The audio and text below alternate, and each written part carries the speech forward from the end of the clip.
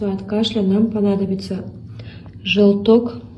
Хорошо будет, если он будет домашним. Пол чайной ложки соды, чайная ложка меда и немного молока.